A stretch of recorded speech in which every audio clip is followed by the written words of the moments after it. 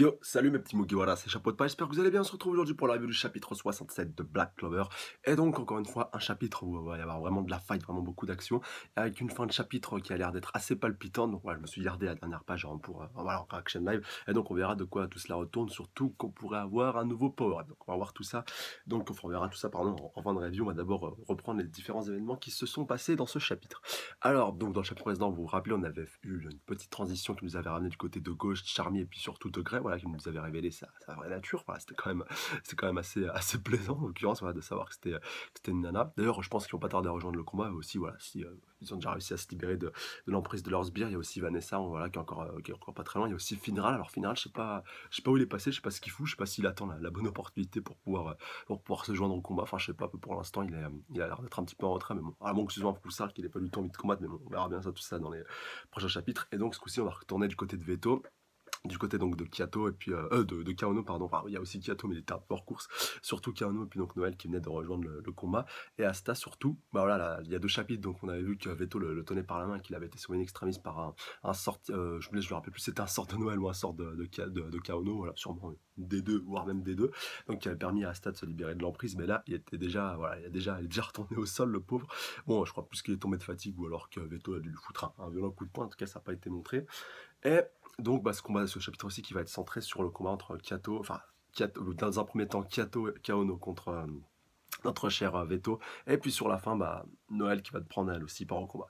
Alors, on démarre donc directement avec voilà, Veto qui dit voilà, vous êtes que des bicrons, vous êtes que des boucherons, vous faites pas le poids. Puis Noël qui est totalement horrifié de voir Luck et Swing Magna et puis Asta qui se sont fait littéralement défoncer par Veto. Enfin, voilà, on la voit même limite en flip, et c'est normal. Et donc à ce moment-là, Asta donc, se relève et voilà, elle a qu'une envie, donc c'est d'aller le trancher, voilà, de le prendre un peu par surprise. Tu vas la fermer, je vais t'éclater et tout machin. Et puis là, t'as Veto qui le projette vraiment au loin, qui lui fout un violent coup histoire de dégage de là, loser, micro, boucheron. Enfin voilà, il aurait pu l'insulter de tous les noms. Mais heureusement pour Astas, il s'est fait amortir un petit peu sa chute. Voilà, au lieu de se cogner la tête contre des rochers, voilà, de la caverne du temple sous-marin, il se fait amortir sa chute par un sort donc de notre cher Kaono. Donc voilà, un sort un petit peu musical qui arrive à créer donc il y a une sorte de coussin acoustique, si je dis pas de bêtises, donc qui va amortir la chute d'Asta. Mais bon, pour l'instant, on va dire il est encore un peu en stand-by, il faut un peu qu'il récupère. Et puis après, voilà, vous inquiétez pas, il reviendra aussi au charbon, mais pas pour ce chapitre aussi. Et heureusement quelque part, parce que ça va nous permettre de voir les deux frangins, en l'occurrence Kato et Kaono, combattre. Donc déjà, ça commence par Kaono qui dit à Kato, hé frangin et tout, tu vas te réveiller, toi. Enfin c'est pas le moment de dormir. Et donc Kato, qui avait été lui aussi repoussé au chapitre précédent par Veto, voilà, qui avait attaqué en combo avec Asta, donc il s'était fait repousser dans un premier temps. Enfin voilà, il s'était pas fait one shot non plus, mais c'était bien fait sonner. Du coup, c'est Asta qui avait dû finir le combat tout seul. Voilà, et du coup, il a pris un peu plus de coups que ce cher Kato. Mais bon, Kato va quand même avoir sa dose aussi dans ce chapitre-là. Enfin, on va le voir surtout sur la fin. Là, il va prendre très très cher. Mais avant ça, quand même, les deux vont combattre de concert, vont combattre en combo. Encore une fois, voilà, le combo qui va être lui aussi assez présent. Donc combo chanson avec danse. Donc voilà, le chant donc, qui renforce la magie de Kato. Donc voilà, là aussi, ça s'est bien amené, ça s'est bien mis en scène. Donc encore une fois, ça peut donner pas mal d'idées à des concepteurs de jeux vidéo. Voilà, pourquoi pas plus tard de faire un jeu de Black Clover un petit peu à la Naruto Star. Et puis surtout avec ce concept de combo, enfin cette idée d'adapter les combos qui est vraiment très pratique, très intuitive, et qui est même logique, voilà, au final, et qui enrichit encore un petit peu plus le background au niveau de la fight, on va dire, dans Black Clover, et avec la magie. Enfin voilà, ça, en tout cas, j'ai vraiment trouvé ça vraiment très stylé. Et donc, encore plus le fait que ça renforce bien Kato, on va dire Kaono qui reste un petit peu en retrait, et qui est là juste pour amplifier la puissance de son frère, et donc son frère on va dire, qui est la force physique, qui est la force combattante, et donc qui va pouvoir se déchaîner avec sa danse, et puis avec ses lames, et qui donc il va pouvoir pratiquer la danse du temple des mers. Voilà, c'était vraiment classe. Et encore plus quand tu vois, voilà, qui nous raconte un petit peu, voilà, la petite transition en parallèle du combat, voilà, un petit peu en temps réel, qui nous apprend donc qui font ça depuis qu'ils sont gamins, qui ont chacun l'objectif, voilà, donc de devenir des idoles à la surface. Donc voilà, icône de la danse, icône de la chanson, comme vous pouvez s'en douter. Et que donc depuis qu'ils sont gamins, ils servent voilà, le temple du dieu de la mer. Donc voilà, en plus on voit une petite statue, donc ça fait un peu penser à Poséidon, voilà, ou Neptune aussi dans la mythologie romaine. Donc après, voilà, le nom du dieu n'est pas directement clarifié puis notifié, mais ça c'est pas si important là, vous avez compris le concept. Et surtout que tous les habitants du temple sous-marin, voilà, on les voit un petit peu en extérieur, et puis donc on s'est confirmé par Kato juste après, que voilà, ils sont amis avec eux depuis qu'ils sont gamins, ils sont respectés, voilà, ils les admirent, et puis ils comptent vraiment sur leur soutien. Voilà, ils ont vraiment un lien indéfectible déjà, frères et sœurs, et encore plus avec avec tous les membres du temple sous-marin, voilà, qui les soutiennent et qui les encouragent pour pouvoir arriver à vaincre donc l'adversité, et donc encore plus pour pouvoir accomplir leurs rêves. Enfin, voilà, comme quoi vraiment les liens sont très très forts et qu'ils vont vraiment tout faire pour pouvoir réaliser leurs rêves. Et donc juste après, ils vont se faire éclater par ce pauvre Veto là, qui va relâcher toute sa puissance. Voilà, c'est dommage que ce soit arrivé si vite, mais au moins maintenant ça permet de clarifier, voilà, clairement identifier les forces en présence, et surtout bon, bah, ça montre que Veto pas là pour rigoler, et que pour l'instant bah, personne semble être en mesure de le mettre en difficulté, en tout cas parmi les, on va dire les plus jeunes personnes présentes. Voilà, parce que si Yami, puis même le grand prêtre était intervenu, enfin le grand prêtre d'ailleurs va intervenir voilà, juste après, à ce moment-là, voilà, avec sa magie du jeu, vu qu'il peut intervenir dans le jeu en faisant apparaître donc, différentes créatures pour pouvoir influencer dans le jeu, même s'il peut pas intervenir directement. Donc voilà, il intervient quand même à son échelle, et là, il empêche donc du coup Kiato et Kaono de se faire one shot quand même en invoquant de sortes de poissons de sortes de gros poissons qui vont attaquer par les airs, donc voilà, qui vont permettre en gros de faire diversion. Et donc Veto qui va littéralement se déchaîner, qui va littéralement éclater les pauvres frangins et frangines, et encore plus quand tu vois qu'il va attaquer Kiato au niveau des jambes. Enfin voilà, limite je crois qu'il lui a pété une jambe, voilà, tu vois sa jambe droite tout ensanglantée, et Kaono au niveau de la gorge. Comme après on verra qu'elle crachera un petit peu de sang, donc voilà, comme quoi il veut vraiment briser leur rêve directement dans là où il se situe. Et comme il va déclarer après, alors ça qui sera un point assez intéressant et assez mystérieux, donc voilà, vous parlez de rêve, vous parlez de liens, mais voilà, que vous avez des liens indéfectibles et vous en savez rien. Voilà, nous, nos rêves dorés ont été brisés, voilà, nos liens du sang aussi. Et donc, même à ce moment-là, le grand prêtre dit, mais qu'est-ce qu'il raconte, qu'est-ce qu'il déblatère? Et donc, ces points-là peuvent quand même voilà, porter un petit peu à théorie, porter un petit peu à débat par rapport à l'interprétation de ces mots-là, et pourquoi, voilà.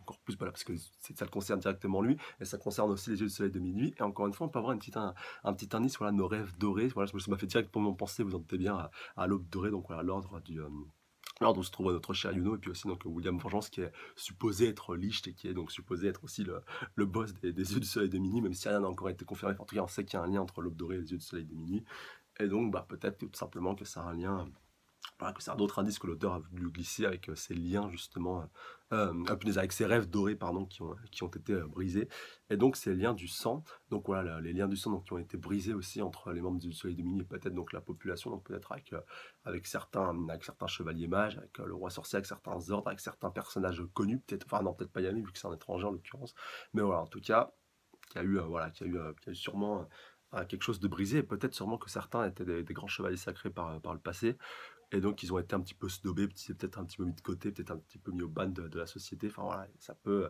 un petit peu se comprendre. Et donc voilà, moi on peut l'interpréter aussi de moult manières différentes par rapport aux différents membres des yeux de soleil Dominique qu'on a déjà vu. Ils ont tous un passé assez dur avec les différents ordres de chevaliers mages qu'on a pu voir un petit peu par le passé avec notre ami le nécromancien. Je ne me rappelle jamais de son nom à celui-là. Mais bon, vous inquiétez pas, de toute façon, Pierre, je le remettrai dans les commentaires. Et donc voilà, pour faire revenir à la fin vraiment du chapitre, donc voilà, Kato et Kaono qui se font défoncer, qui finissent un petit peu au sol, voilà, par donc Kaono, voilà, comme quoi il a vraiment la dent dure. Au contraire, en l'occurrence, notre cher Veto, là, vu qu'il l'attrape par le chignon. Et du coup, vous en doutez bien, bah, il reste que Noël pour l'instant pour pouvoir intervenir. Donc voilà, elle est un petit peu stressée, elle est un petit peu en flip. Et heureusement, bah, voilà, Kaono, par la pensée, puis par sa magie, voilà, qu'elle peut quand même utiliser pour transmettre, pour transmettre des messages du coup à Noël. Donc comme quoi, c'est assez pratique. Voilà, tu te fais trancher la gorge, mais tu peux quand même parler. Et donc il lui dit, voilà, maintenant tu as des amis, maintenant t'inquiète pas, ta magie, elle va marcher, tu vas devenir vraiment plus fort, tu peux le faire, tu peux combattre. Donc voilà, qui était vraiment en doute et puis hésitante, quelque part à juste titre, on peut totalement le comprendre, qui va commencer un petit peu à s'activer puis à se bouger.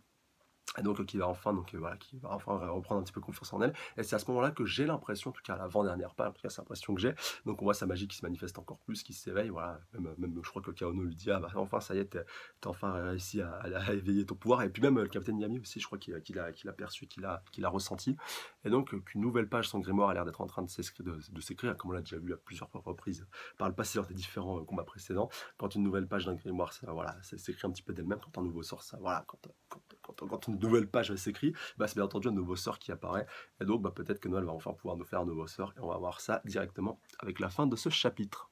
Ah oui, et petite précision, donc voilà, j'ai quand même profité de la petite mise en place pour pouvoir aller donc vérifier. Donc oui, le nécromancien qui s'appelait bien Radès, et donc qui lui aussi voilà, avait eu donc un problème avec son ordre de chevalier mage, donc voilà, qui avait dû donc faire défection, qui avait été un petit peu snobé et tout, enfin voilà, comme quoi ça s'était mal passé. Et donc ce qui peut un petit peu justifier voilà, les rêves dorés qui ont été brisés encore une fois par rapport à ce qui a été clarifié tout à l'heure par Veto, qui je pense lui aussi, et puis même pas mal de membres des Yeux de Minuit, ont dû vivre à peu près la même expérience dans leur ordre de chevalier mage respectifs, et c'est pour ça aussi qu'ils ont envie de se venger.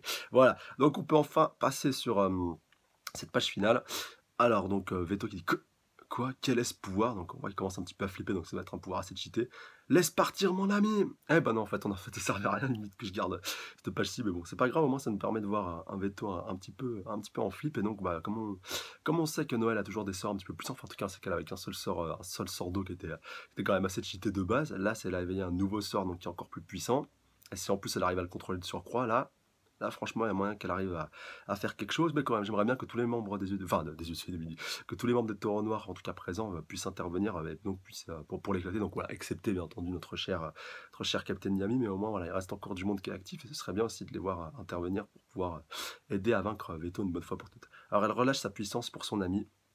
Et donc le chapitre qui se termine là-dessus sur une Noël voilà, plus qu'affirmée que jamais, voilà, plus que confiante que jamais, voilà, qui a encore plus envie de se venger que jamais, plus puissante que jamais, même limite j'ai envie de dire, voilà, quand tu la vois sur cette page de fin, en tout cas ça pourrait être très très lourd, surtout qu'on sait que les membres du clan Sylvain ont une magie très puissante de base, voilà, comme on l'a pu le voir avec ses frangins et frangines, voilà, surtout Nozel qui est vraiment le plus puissant de tous les Sylvains qu'on ait vu à l'heure actuelle, et donc Noël qui elle aussi donc, a hérité je pense de toute façon, ça s'est confirmé aussi, ça, qui a hérité de cette grande puissance du clan Sylva, même si au début elle avait un peu de mal à maîtriser sa magie, quand elle la maîtrisera à un certain niveau, elle sera peut-être même la membre la plus puissante de tout le clan Sylva, donc voilà, ce sera quand même assez intéressant à suivre par rapport à la suite. Surtout qu'on sait que sa mère aussi était très puissante, voilà, ça nous avait été un petit peu annoncé il y a quelques chapitres, et du coup, même Nozel l'avait pas mal engueulé par rapport, enfin, elle lui avait laissé pas mal de reproches par rapport à leur mère qui serait morte un petit peu entre guillemets à cause d'elle, même si c'est encore un petit peu obscur par rapport à toutes les raisons.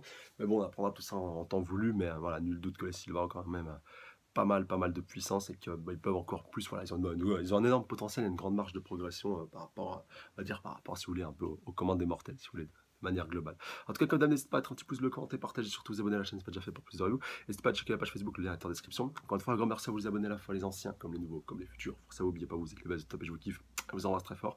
J'attends donc vos réactions et puis vos avis dans les commentaires par rapport à ce chapitre, voilà, par rapport à la suite. Quelles sont vos aspirations, vos attentes? Est-ce que comme moi, vous aimeriez bien que tous les derniers membres des Taureaux Noirs se pointent? Enfin, voilà, il y en a encore 5 qui en un petit peu dans la nature. Voilà, Charmy, Gray puis Gauche qu'on a vu qui étaient ensemble. Donc Vanessa aussi, on avait vu qu'elle était pas trop emmerdée de son côté, qu'elle aussi avait réussi à se débarrasser de son adversaire. Et puis surtout, donc alors voilà, le petit dernier, donc en l'occurrence le final, qui devrait pas être très très loin, donc logiquement, et bien qui reste quand même un petit peu planqué pour l'instant. Donc voilà, quid un petit peu de la suite, on verra tout ça encore une fois une prochaine fois, moins qu'il soit fait avoir par un piège, pourquoi pas d'un autre membre des yeux de Soleil des Minutes, ça aussi c'est pas impossible.